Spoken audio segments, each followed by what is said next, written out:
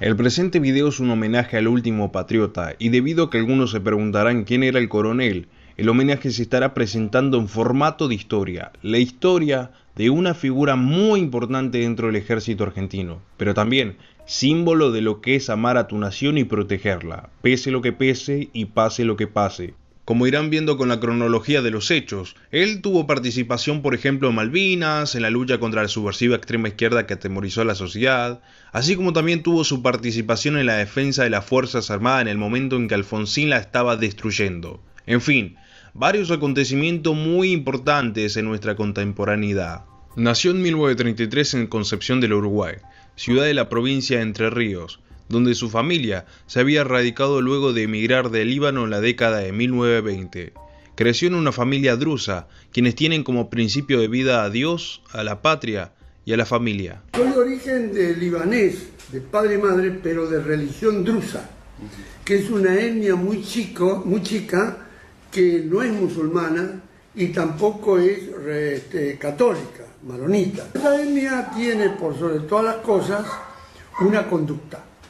Es decir, los únicos que conocen la religión son los sabios, los hombres de cabello blanco, como le llaman ellos, y ellos emiten las costumbres al pueblo, y el pueblo las cumple, por principio, obediencia a los principios.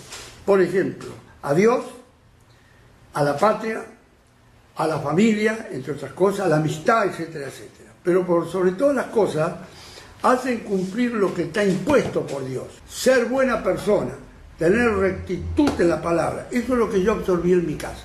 Sus estudios primarios y secundarios los realizó en Concordia, luego que su familia se trasladara desde Concepción del Uruguay hasta acá. Su vocación por ser militar estuvo desde pequeño, por lo que sus padres, que estaban preocupados por su futuro, decidieron alentarlo. En 1957 ingresa al Colegio Militar de la Nación con el grado de subteniente del Arma de Infantería. Inmediatamente comienza a trabajar en la formación de los comandos, algo que lo apasionaba. En 1959 realiza su primera misión, que fue en Misiones, ya que luego de la Revolución Cubana encabezada por Fidel Castro, comienzan a expandirse las guerrillas. Y es acá donde él aprende acerca de la guerra poco convencional o la guerra de guerrillas, algo que carecerían en su totalidad los militares cuando se produjo la guerra civil. Dicho por él mismo, los soldados y militares eran muy buenos en la guerra convencional, pero no en la poco convencional. En 1968 fue designado jefe de paracaidistas en Catamarca. En 1975, jefe de cursos de Fuerza de Operaciones Especiales, siendo asignado al Operativo Independencia en Tucumán bajo las órdenes de Bussi. Tuvo una participación en el Operativo Independencia, cuyo contexto era la de una Argentina convulsionada. A pesar de que había un orden constitucional, se producían hechos como el intento de un par de provincias en el norte que querían ser independientes. Y por el otro, la presencia de ERP, montoneros y las guerrillas que causaban estragos. Todo eso fue un caldo de cultivo para lo que iba a ser el golpe de Estado del 76. Posteriormente, con la vuelta de la democracia, entre comillas, fue investigado por supuestos actos de terrorismo que se veía supuestamente implicado durante la última dictadura militar, pero nunca hallaron evidencia alguna en su contra. Luego del golpe de Estado del 76, muchos detractores dijeron que se levantó contra el orden constitucional, pero esto es contradictorio, ya que Seinaldín en su momento, junto a un grupo de oficiales, se opuso al derrocamiento del gobierno democrático de María Estela Martínez de Perón. Este hecho le valió que durante el proceso de reorganización nacional fuese tildado como una persona no confiable por su oposición al régimen. Cuando se da el golpe de Estado, yo me opongo al golpe de Estado, porque las enseñanzas que había recibido desde el año 59 hasta el 75 era que jamás, nunca enfrentar una guerra no convencional, guerra de guerrilla, manifestaciones, etc., con gobierno militar.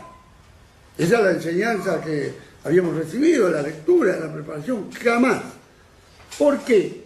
Porque normalmente cuando hay un gobierno civil que comete errores, al no ser una institución del orden permanente, no pasa nada, viene el otro gobierno y sigue adelante. Pero una institución como las Fuerzas Armadas se ensucian, y es para siempre. En 1978, en ocasión del Mundial de Fútbol jugado en Argentina, se le encomendó la organización de la primera unidad de comandos para la prevención de atentados terroristas.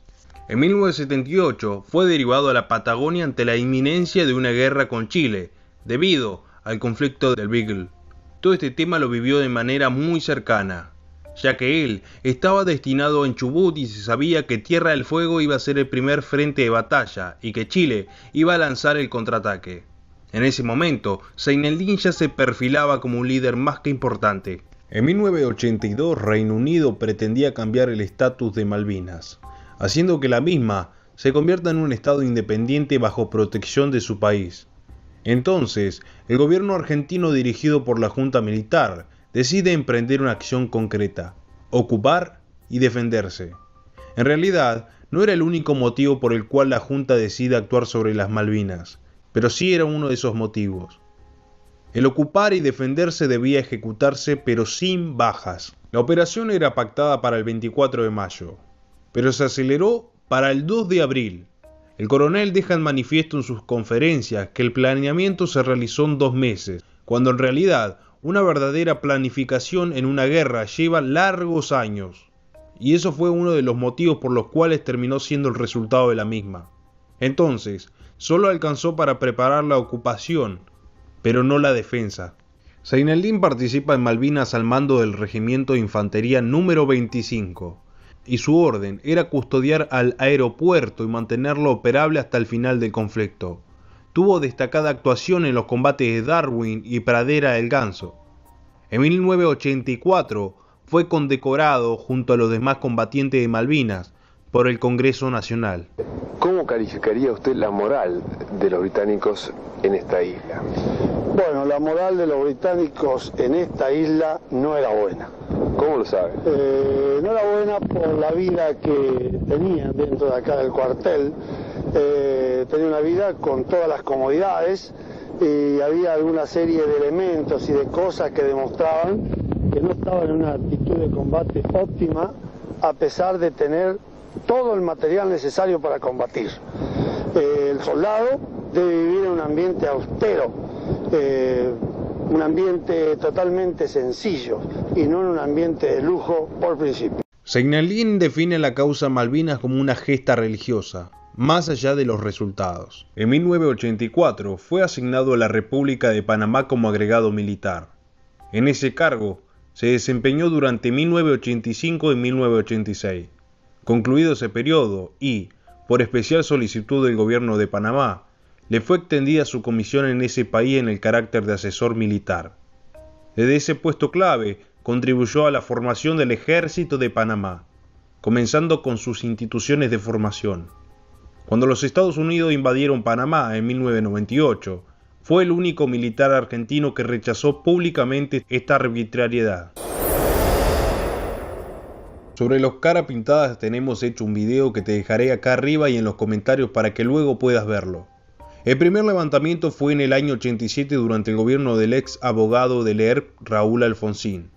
Cuando él se acerca a Campo de Mayo y al regresar a la casa de gobierno desde el balcón, le expresa a la multitud que estaba presente que no son golpistas, son héroes de Malvinas, la casa está en orden.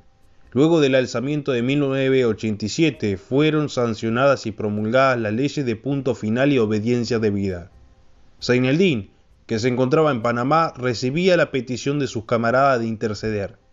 Entonces él toma la decisión de volver a la Argentina para mediar y solucionar el conflicto. El primer levantamiento conducido por Zaineldin fue durante la presidencia de Alfonsín del 1 al 5 de diciembre de 1988.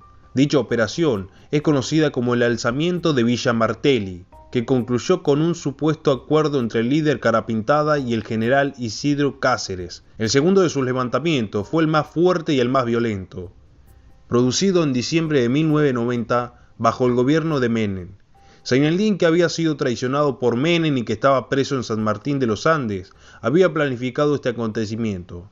El mismo día, el gobierno declaró el estado de sitio durante 60 días. Los carapintadas se rindieron el 4 de diciembre y ese mismo día se levantó el estado de sitio. Su participación en los pronunciamientos militares argentinos tuvieron el único objetivo de impedir la disolución de las Fuerzas Armadas espiritualmente afectada tras Malvinas y la lucha contra la subversión.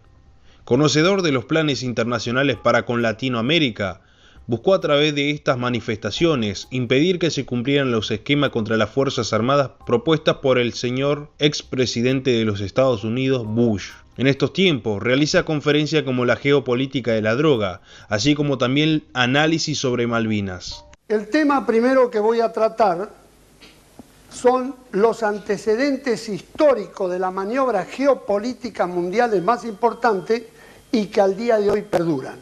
Los ingleses, ante esta circunstancia, inmediatamente establecen dos submaniobras, dividen su maniobra geopolítica en dos submaniobras, una maniobra militar y una maniobra política. La maniobra militar fue tomar las Islas Malvinas, es decir, rodear el país y tomar las Islas Malvinas, y por el otro lado, incentivar la lucha entre los caudillos para debilitar internamente al país. El Consejo Supremo de las Fuerzas Armadas lo condenó a Zeinaldin a reclusión perpetua, al considerarlo responsable máximo del motín. Cumplió condena en el penal militar de Magdalena y luego en Campo de Mayo. Pasó 13 años en prisión. Durante su juicio expresó: "A mí me ampara la voz de los hombres de Malvinas. Yo estoy acá representando a los héroes de Malvinas". Con respecto a mi persona, el jefe militar es como un padre de la casa. Está siempre, aunque no esté físicamente. Dice nuestro reglamento que el jefe es responsable de lo que haga y deje de hacer. Honorable Cámara, yo el 3 de diciembre, aunque permanecí detenido en San Martín de los Andes, estuve en todos los rincones y en todos los lugares donde se produjeron los problemas del 3 de diciembre. Estuve en el corazón, en el sufrimiento y en la mente de cada uno de estos hombres. De la misma manera que hoy comparto con ellos el orgullo de la cárcel común. Cuando la patria peligra, todo es lícito menos dejarla preso. Este fue, es y será mi compromiso.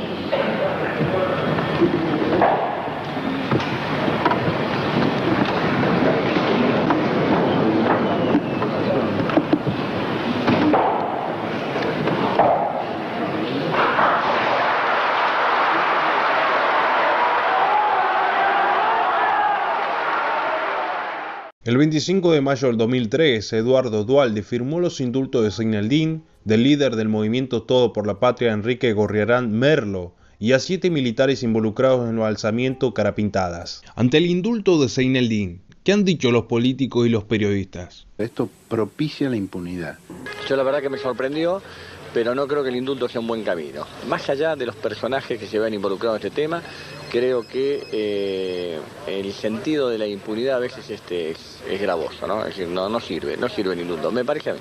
Si bien la Constitución establece esta facultad que tiene el presidente, obviamente se tiene que analizar en cada caso concreto y qué generó estos tipos de delitos. Hay que decir que estas dos personas pusieron en vilo a la sociedad, no son delincuentes comunes. Por lo pronto, a la hora de decretar el indulto y darles el perdón, habrá que pensar cuál es la responsabilidad del presidente que lo hace. Se puede decir que a la luz de las instituciones esto destruye el Poder Judicial, destruye el trabajo de los jueces de la democracia que, mediante un juicio justo, determinaron que ambos eran responsables y fueron condenados a reclusión perpetua. Genera impunidad, establece desigualdad ante la ley y sobre todo, repito, el Poder Judicial se queda con la boca abierta. No se respeta la división de poderes en la Argentina. Pero los delitos que ahora se indultarían fueron cometidos durante la democracia. El terrible y sangriento golpe de Zeinaldin en el 90, o de los amigos de Zeinaldin en el 90, ocurrieron en medio de la democracia. Era ya muy remota la justificación que se podía alegar para que esos delitos también quedaran finalmente impunes. Un alto porcentaje de las personas consultadas por La Nación, por ejemplo, en esta encuesta que van a ver ustedes, se opone al último de los indultos. Ustedes ven ahí claramente como una alta mayoría de la gente se opone. De los periodistas estamos totalmente acostumbrados a ver los tan cipayos que son, los mentirosos, inescrupulosos y mercenarios. Pero ahora, Lamentablemente debemos recurrir a un baldazo de agua fría, los testimonios de los ciudadanos.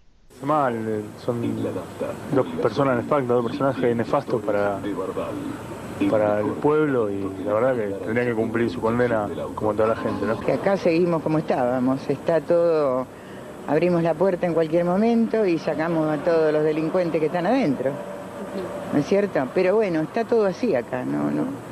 ¿Opina así de los dos casos, digamos, piensa del mismo modo, sí, tanto con Gorrearán como con Seinelin? Sí, de los dos casos. ¿Por qué? Porque donde hay muertes, como hubo, yo creo que tiene que haber justicia y tiene que haber responsables. Pienso que Dualde lo criticó muchísimo a Menem, me está haciendo exactamente lo mismo que hizo a él.